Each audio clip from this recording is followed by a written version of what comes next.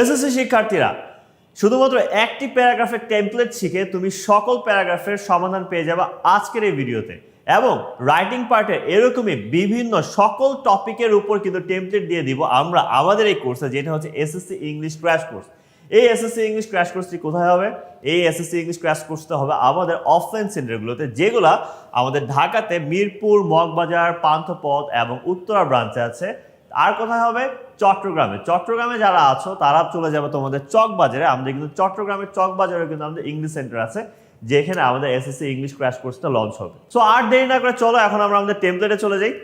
এখন দেখো, এই টেমপ্লেটটা হচ্ছে আমাদের কোনো সোশ্যাল ইস্যুস বা অ্যাবস্ট্রাক্ট কনসেপ্টের উপরে, ঠিক আছে? অ্যান্ড এটা কিন্তু খুবই কমন আমাদের পরীক্ষার জন্য। এখন দেখো, আমাদের ফর এক্সাম্পল ধরো যে এনভায়রনমেন্ট পলিউশন হচ্ছে আমাদের টপিকটা। সো এখানে জাস্ট কি করবা, এনভায়রনমেন্ট পলিউশন টপিকের জায়গায় জাস্ট বসিয়ে দিবা। তারপর দেখো এনভায়রনমেন্ট পলিউশন কি। এনভায়রনমেন্ট পলিউশন, এখানে দেখো তোমার অনেকগুলো অপশন আছে। এই অপশনগুলো থেকে তুমি যে কোনো একটা সিলেক্ট করবে। For example, environment pollution is a serious then problem, issue বা অ্যাসপেক্ট। সো তুমি ধরো ফর এক্সাম্পল দিলা প্রবলেম, যে environment pollution is a serious problem of modern life, তুমি এখানে দিতে পারো। বা আমার মনে হয় এই ক্ষেত্রে টুডেজ ওয়ার্ল্ডটা দেওয়া বেটার, বাট তুমি যদি মডার্ন লাইফও দাও এখানে কিন্তু পুরোপুরি ভুল হচ্ছে না। তুমি তোমার এই অপশনগুলো থেকে যে কোনোটা কিন্তু সিলেক্ট করতে পারো। ইট এফেক্টস বা ইনফ্লুয়েন্সেস বা ইম্প্যাক্টস, তাই না? সো ধরো তুমি এখান থেকে এফেক্টসটা সিলেক্ট করলা। ইট এফেক্টস আওয়ার ডেইলি লাইফ। এখানে দেখো আওয়ার কি ডেইলি লাইফ বা তোমার হচ্ছে সোসাইটি বা ফিউচার গ্রেটলি থেকে তুমি যে কোনো কিছু একটা সিলেক্ট করবা। যেমন আমি সিলেক্ট করলাম আওয়ার ডেইলি লাইফ। দেন তুমি ধরো আবার টপিকটাকে এখানে নিয়ে আসতে পারো। এনভায়রনমেন্ট পলিউশন অকার্স বা হ্যাপেন্স বা অ্যারাইজেস, তাই না? For example, environment pollution happens due to several, many বা ভ্যারিয়াস। সো এখানে তুমি ধরো সেভারাল তোমার কি ফ্যাক্টরস, তাই না? Several factors, environment pollution several factors মানে অনেকগুলো কারণে হয়ে থাকে। এখন আমরা আসতেছি, দেখো এখানে কি বলতেছে, দুইটা কজের কথা। তুমি এখানে দুইটা কারণ লিখবা যে কোন কোন কারণে এনভায়রনমেন্ট পলিউশনটি হয়ে থাকে। ধরো তুমি ভেহিকলসের কারণে হয়ে থাকে, ইন্ডাস্ট্রিয়াল ওয়েস্টের কারণে হয়ে থাকে, এই দুইটা টপিক কিন্তু তুমি মেনশন করতে পারো। তারপর দেখো 3 নম্বর কজ, অ্যান্ড তুমি ধরো যে for example dumping of household ওয়েস্টও হতে পারে একটা কারণ। তারপর কি এখানে দেখো কি বলছে, আর দি মেইন প্রাইমারি বা কি কজেস। সো ফর এক্সাম্পল, আর দি কি কজেস, মূল কারণ হচ্ছে এই তিনটি। এটা মানে এরকমটা বুঝাচ্ছে। ফর এক্সাম্পল, উদাহরণস্বরূপ, এখন তুমি কিন্তু খালি টপিকগুলো বললেই হবে না, প্রবলেমগুলো বললেই হবে না, কজগুলো খালি বললে হবে না, সাথে তোমার এক্সাম্পল দিতে হবে। যেমন ফর এক্সাম্পল, এখন দেখো detailed example with 2 to 3 sentences. এই পার্টটার মানে বোঝাচ্ছে যে তুমি তো একটু আগে 3টা প্রবলেমের কথা বললা, এই প্রবলেমগুলো একটু বিস্তারিত তোমার হচ্ছে ব্যাখ্যা করতে হবে কয়েকটা উদাহরণের দ্বারা। এখানে তুমি 2 থেকে 3টা বাক্য ব্যবহার করতে পারো, যেখানে তুমি এই ইস্যুগুলো নিয়ে আরেকটু বিস্তারিত কথা বলবা, ঠিক আছে? তারপর কি এনভায়রনমেন্ট পলিউশন, তারপর কি ক্রিয়েটস, তোমার কি ক্রিয়েট করে, তোমার হচ্ছে ফর এক্সাম্পল তোমার ধরো যে ক্রিয়েটস বা সিরিয়াস বা হার্মফুল বা নেগেটিভ। আই থিঙ্ক এই পার্টটা থেকে তোমার নেগেটিভ ইফেক্টসটা তো আমি সিলেক্ট করতে পারি। সো নেগেটিভ ইফেক্টস, যে এনভায়রনমেন্ট পলিউশনের কারণে আমাদের অনেকগুলো নেগেটিভ তোমার ইফেক্ট বা নেগেটিভ তোমার রেজাল্টস আমাদের আসে, ঠিক আছে? ইট লিডস টু, এটা কারণে কি হয়, ইট লিডস টু তোমার কি ইফেক্ট 1 অ্যান্ড ইফেক্ট 2। এটার কারণে কি হয় বা কি ধরনের তোমার পরিণতি হয়, সেটা তুমি দুইটা পরিণতির কথা উল্লেখ করতে কিন্তু এখানে পারো। যে এটার কারণে হেলথ ইস্যুস হয়, এটার কারণে হচ্ছে আমাদের এনভায়রনমেন্ট নষ্ট হচ্ছে, যে কিভাবে আমাদের কি ধরনের আমরা খারাপ রেজাল্টস পাচ্ছি, সেটা তুমি জাস্ট এখানে দুইটা ইফেক্ট তুমি মেনশন করবে।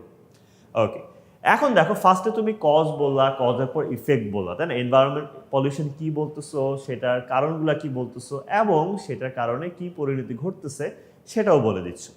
তারপর আমাদের কি আসতেছে, এখন দেখো পিপল, স্টুডেন্টস বা সোসাইটি, কারা সাফার করে?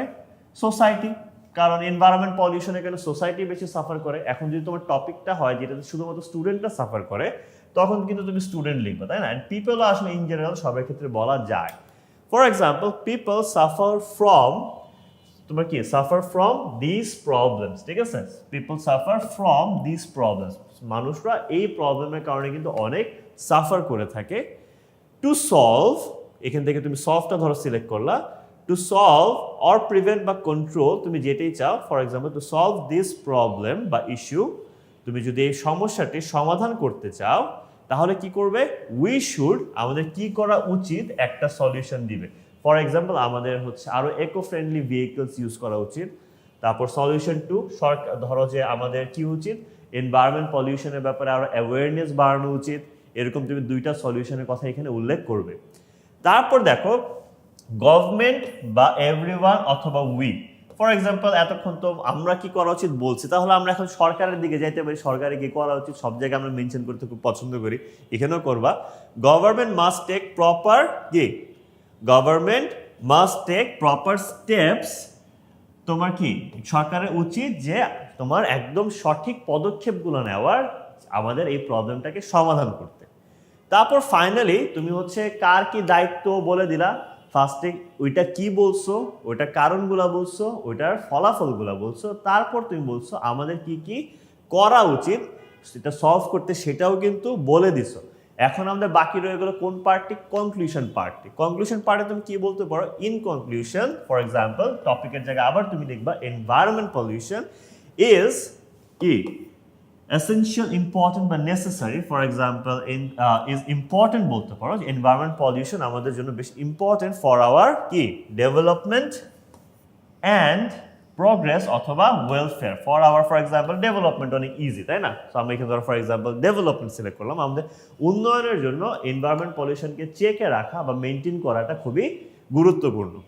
তারপর কি, we should handle, manage or control, for example we should handle ইট, আমাদের এটাকে হ্যান্ডেল করতে হবে খুবই কেয়ারফুলি বা সচেতনতার সাথে, বা তুমি চাইলে প্রপারলি বা ওয়াইজলি এখানে কিন্তু চাইলে লিখতে পারো, সেটা তোমার ভুল হবে না। সো এখানে কিন্তু আমাদের টেমপ্লেটটা শেষ হয়ে যাচ্ছে, খুবই ছোট টেমপ্লেট না, কিন্তু এই টেমপ্লেটটা যদি তুমি প্রপারলি ইউজ করতে পারো, প্রপার ইনফরমেশনগুলো এটার মধ্যে তুমি ঢেলে দিতে পারো, তাহলে কিন্তু তুমি এখানে ম্যাক্সিমাম মার্কসটি পেয়ে যাবে।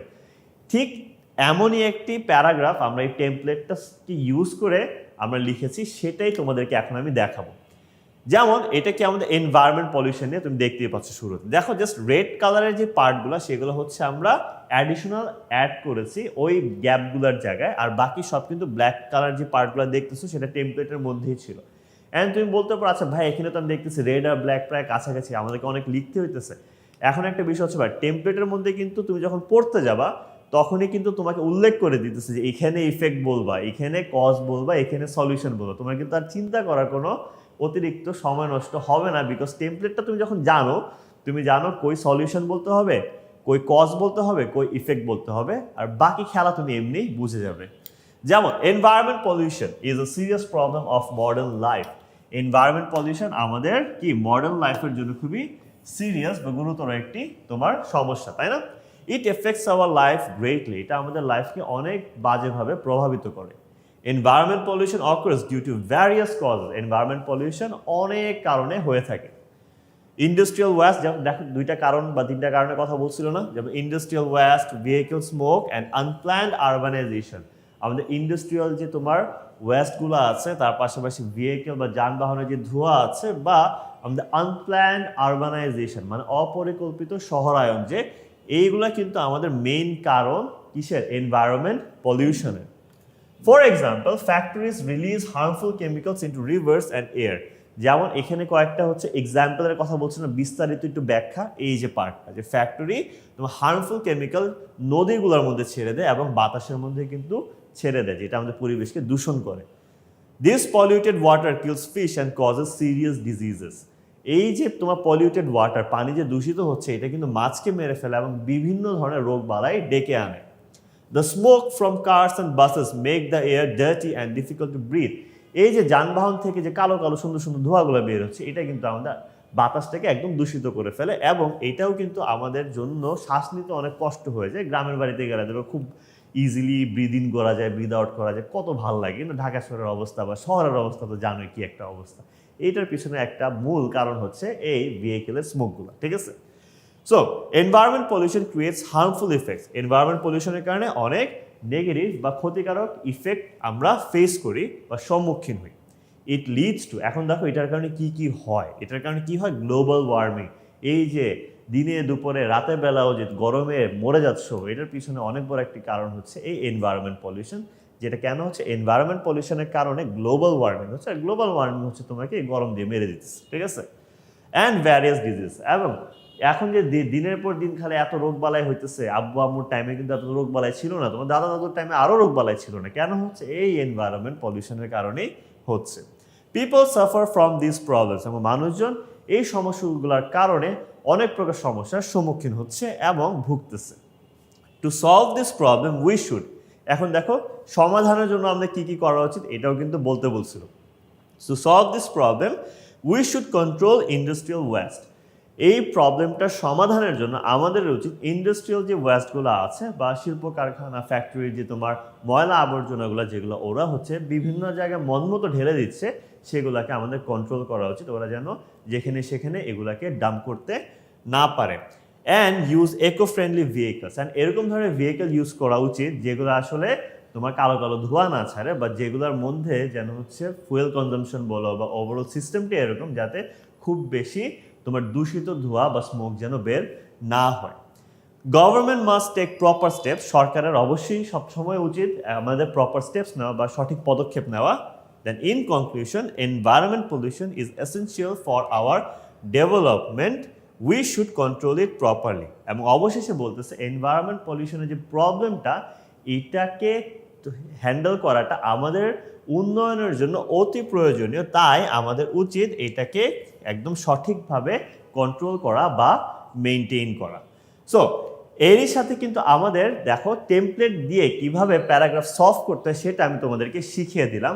অ্যান্ড এভাবে কিন্তু তুমি চাইলে নিজেও একটা প্র্যাকটিস করে নিতে পারো। তার পাশাপাশি তুমি দেখতে পাচ্ছ তোমাদের সবার খুবই পছন্দের একটা জিনিস হচ্ছে সাজেশন, যেখানে আমি তোমাদেরকে সবচেয়ে ইম্পর্টেন্ট 6টি তোমার সাজেশন দিয়ে দিচ্ছি প্যারাগ্রাফে। বাট এই 6টাই কি ইম্পর্টেন্ট আর কি নেই, আরও আছে।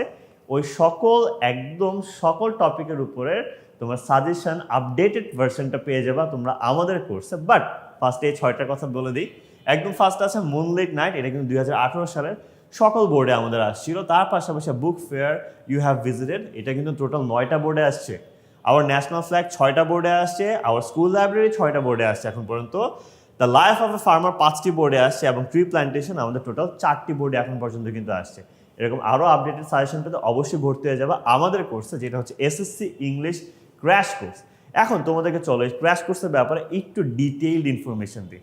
এই ক্র্যাশ কোর্সে আমাদের থাকতেছে 10টা গ্রামার ক্লাস। এই গ্রামার ক্লাসগুলোর মধ্যে তোমাদেরকে ইজিয়েস্ট ওয়েতে কীভাবে গ্রামারের সকল টপিক সমাধান করা যায় তোমাদেরকে শিখিয়ে দেওয়া হবে উইথ ট্রিক্স অ্যান্ড হ্যাকস। কারণ গ্রামার কিন্তু খালি না বুঝে মুখস্থ করলে চলে না, গ্রামার পড়ার টাইমে আমাদের ট্রিক্স অ্যান্ড হ্যাকস জানা থাকলে গ্রামার হয়ে যায় পানির মতো সহজ। তার পাশাপাশি থাকছে আমাদের 4টি ফার্স্ট পেপারের উপরে ক্লাস, যেখানে তোমাদেরকে শেখানো হবে তোমাদের ভয়ের যে 2টা জায়গা, answering from stories, answering from poems, কীভাবে পোয়েম থেকে বা স্টোরি থেকে আনসার করতে হয় সেগুলো শেখানো হবে। তার পাশাপাশি সামারি, রিয়ারেঞ্জ, যাবতীয় তোমাদের ভয়ের জায়গাগুলোকে দূর করে দেওয়া হবে আমাদের ওই 4টা ফার্স্ট পেপার ক্লাসে। অ্যান্ড থাকতেছে আমাদের 2টি রাইটিং পার্টের উপর ক্লাস, যেখানে রাইটিং পার্টে কোন গাইডলাইনগুলো ফলো করলে তুমি সর্বোচ্চ মার্কসটি পেতে পারো সেটা শেখানোর পাশাপাশি এরকম তোমাদেরকে সকল টপিকের উপর টেমপ্লেট শিখিয়ে দেওয়া হবে, যে টেমপ্লেটগুলো ফলো করলেও তুমি খুব সহজেই মার্কস পেয়ে যাবে। অ্যান্ড তারপরে থাকতেছে আমাদের ওই রাইটিং পার্টগুলোর উপরে প্রতিটার উপরে আমাদের স্পেশাল আপডেটেড সাজেশন, যেই সাজেশনগুলোর পরে আমরা দিয়ে দিব তোমাদেরকে ওই সাজেশনের স্যাম্পলস। তার মানে তোমাদের অন্য বই থেকে আর স্যাম্পল খোঁজাখুঁজিরও কোনো প্রয়োজন নেই, ঠিক আছে। অ্যান্ড আরও মজার বিষয় হচ্ছে আমাদের কিন্তু রেকর্ডেড ভিডিও লাইব্রেরি থাকতেছে। এটার মানে কি জানো, তুমি খালি অফলাইনে কোর্স করতেছো এটুকু সীমাবদ্ধ না, আমরা হাইব্রিড মডেলিটিতে যাব। আমাদের অফলাইন কোর্স করার পরেও আমাদের অনলাইন ব্যাচে তুমি যদি ভর্তি নাও থাকো, অনলাইন ব্যাচের আমাদের সকল ক্লাসের ভিডিও লাইব্রেরি তোমাদেরকে দিয়ে দেওয়া হবে আমাদের ইংলিশ সেন্টারগুলো থেকে। যেটা তোমরা যে অনেকে বলো আমি পরীক্ষার আগ পর্যন্ত কি আমি গাইডেন্স পাবো, অবশ্যই পাবা। তোমাদের পরীক্ষার আগ পর্যন্ত এই ভিডিওগুলোতে তোমার অ্যাক্সেস থাকবে, তুমি যখন মন চায় তখন ঢুকে যে কোনো টপিকের ক্লাসের রেকর্ড তুমি দেখে নিতে পারবে। অ্যান্ড আমাদের থাকতেছে স্পেশাল বুক, যে স্পেশাল বুকটা এইভাবেই বানানো হয়েছে, যেটা বলেছিলাম গ্রামারের জন্য স্পেশাল ট্রিক্স অ্যান্ড হ্যাকস, সবচেয়ে ইজিয়েস্ট ওয়েতে বোর্ড স্ট্যান্ডার্ড রুলসগুলো দেওয়ার, তোমাদের অতিরিক্ত সময় যাতে নষ্ট না হয়। এবং বইটা এইভাবে লেখা যেটা হচ্ছে স্টুডেন্ট ফ্রেন্ডলি ল্যাঙ্গুয়েজ, বইয়ের ইউজুয়াল সাহিত্যিক ভাষা লেখা না, এটা খুবই একদম স্টুডেন্ট ফ্রেন্ডলি ল্যাঙ্গুয়েজে লেখা, যেটা তোমার বুঝতে খুবই সহজ হবে। এবং আমরা তার সাথে সাথে কিন্তু 2018 সাল থেকে 2025 সাল পর্যন্ত তোমাদেরকে সকল বোর্ডের প্র্যাকটিসও দিয়ে দিব। এবং রাইটিং পার্টে কি থাকতেছে, গাইডলাইন, টেমপ্লেট, সাজেশন অ্যান্ড সাজেশনের স্যাম্পলস, ঠিক আছে।